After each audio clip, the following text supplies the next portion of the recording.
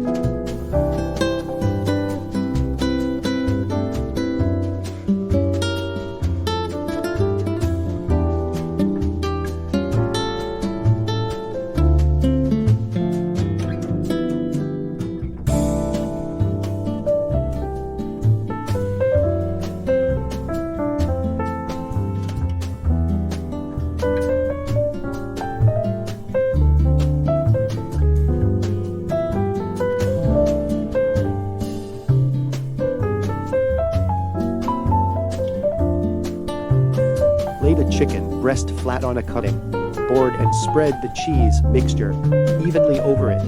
Roll the chicken breast tightly from one end to the other, tucking in any excess cheese mixture as you go.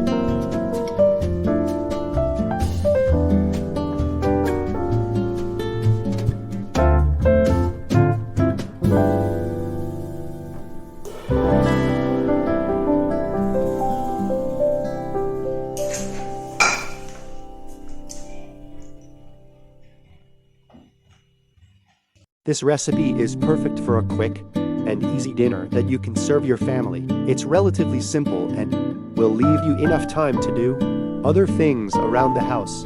Perfect for any occasion.